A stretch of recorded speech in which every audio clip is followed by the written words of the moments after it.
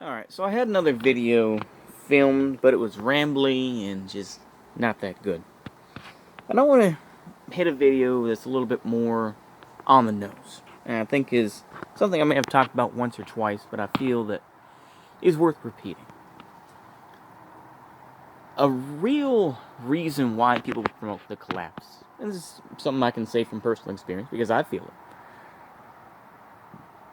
The reason people want to collapse is because they want to reinvent themselves. And they want to make themselves out to be something that they may never be.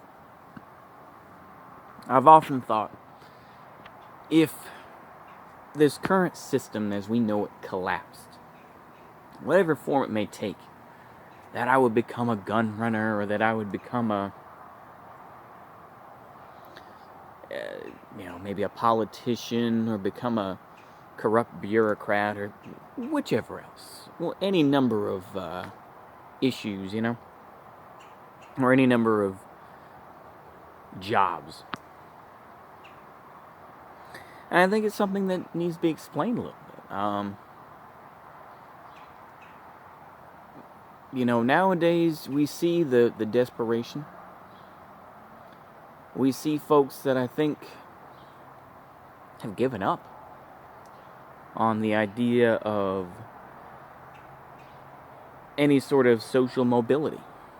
They've accepted that more than likely where they are is where they're going to stay and where they're going to die, in some ways. Other people still live in the fantasy of, I'm going to go to LA and become an actor. Of course, people have done that for decades. It continues to happen. And these people just simply fill the roles of, of servers at Applebee's or something else, That's the classic thing of it. But, we see all that sort of thing occur, everywhere. But that is where we are today. We see a system that is fragile, socially.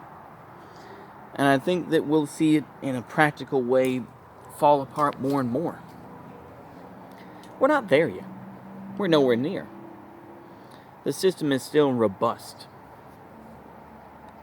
It can still supply us with bread and circuses of entertainment, which includes sports and all the media that comes from that, or television and movies and all the media that comes from that, video games, and etc., etc. That keep us distracted enough. We hear about, the Kerch bridge being attacked by Ukraine. Apparently it wasn't destroyed. Maybe, as far as I know, it wasn't. And then we see, of course, threats of nukes being launched. It's all here and there. I think we've reached a point now where the eyes, I'm going to go ahead and just say it and just sound like a spur, but the eye of Sauron is moving away from Ukraine. And I think eventually people will forget about Ukraine within the next couple of weeks, maybe even a couple of months. But generally speaking, much the same way as Syria is forgotten about. The war in Syria continues to rage on. But generally speaking, all that Assad must go stuff has been forgotten. Instead of trying to take him out, or any sort of CIA plot that would have occurred probably in the 60s or even 70s, now we're just like, fuck it, let him. And instead of, Assad must go and all that, it all disappears. And the true believers, the neo-lib, neo-con sort of folks, they'll still talk about Assad being evil and whatnot. But in a couple of years, they'll cut a deal with him. Same thing with Orban, same thing with, Poland, or whatever the case may be. The reason I bring these things up is that we see a system that is maligned, and a system that is lazy. We see a system that's just kind of floating there on its laurels, It's the reason why the U.S. Army wears now, the World War II style uniform. It's to hold on to whatever glory days we have. Of course, it wasn't even glorious then. The fact is that the Vietnam War was mostly a volunteer war versus World War II was something where you had to institute a draft, and many people were against it. The America First Committee carried a lot of sway. The black nationalists who supported Japan carried a fair amount of sway. We promote it now. We promote, the World War II generation, the Great Depression generation as the greatest generation. In reality, it wasn't. But, the fact is that most of us, millennials and Zoomers will be forgotten. Gen Xers, I think, have already been forgotten.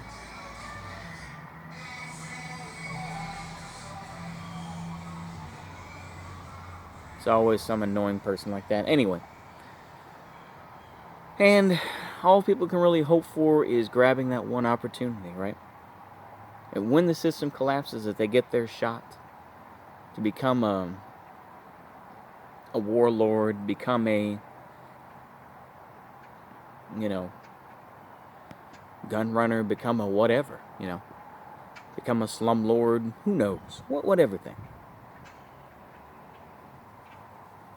Because you realize that through history, it does take hard work, sure, and you have to play the game. It's the same type of thing with the rise of Hitler or whatever the case may be, right? He'll say it as, he was just some random guy who came out of it. In reality, he wasn't. He was, a message carrier in the First World War who blackmailed his officers to get a Iron Cross First Class. He was then pretty much, he was literally an instigator, a Fed, who was under a Jewish officer, infiltrating, Anton Drexler's version of the German Workers' Party. And then, of course, became caught up in it and became, a legit guy. But I guess maybe that's always the thing of, if you ever think about the real true story of, like right-wing politics or whatever, it's like, all the accusations of, like, Fed, and it's like, you look at Hitler himself, it's just like, really, that guy was, he was literally Fed from the start, but, And then, of course, the dissolution and the neutering of the SA and whatnot, but I'm getting off topic. Let me get to the chase here, is he learned to play the game. And sure, it takes connections and everything else, is that the elites of today will not necessarily not be the elites of tomorrow. Absolutely they will. There will be a fairly strong strain of it. It's the same type of thing in China, same thing as in Russia, or whatever the case may be.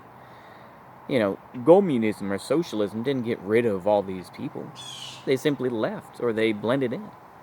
The people that came from these aristocratic families or whatever, they have those means. But there is a chance, and there's a slim chance, there always is that there's going to be, people who become these warlords just through sheer determination, through luck, and through whatever other means. And that slim chance is what a lot of people are counting on. Much the same way as people that go to Hollywood or go to New York to become actors or actresses and, become famous and everything else like that, and live in big fancy cars and, they have live in cars, live in houses and, drive fancy cars, right? It's a reason why people upload to YouTube, because they think they're going to be the next PewDiePie, the next Hassan Piker or Vosh or whatever. Of course, the thing is, sometimes I live in that fantasy, but overall I know I don't. I just make these videos for about, 40 or 50 people. And you know what? I'm okay with that. And I don't think it's just cope anymore. But anyway, it's important to think about. The collapse, of course, will kill millions of people through starvation and disease and everything else, but most people can't really process that. And the reality is that, yeah, those folks that are surviving, for whatever reason, they want to be able to rule. It's that simple. They want to be able to do that and to overcome their own troubled lives. It's something I've thought about, definitely. I still do. And you know what? Sadly, it kind of keeps me going to a point where I think that maybe if I continue on down my path that I'm on, being an apartment maintenance guy or whatever, and maybe doing other things, that maybe I'll end up, finding something that's more stable. Like I say, in those fantasies, I don't expect to have like fancy cars or a fancy house. It's more of just having stability and be able to have that car or that house or whatever. Not even a mansion. I'm talking like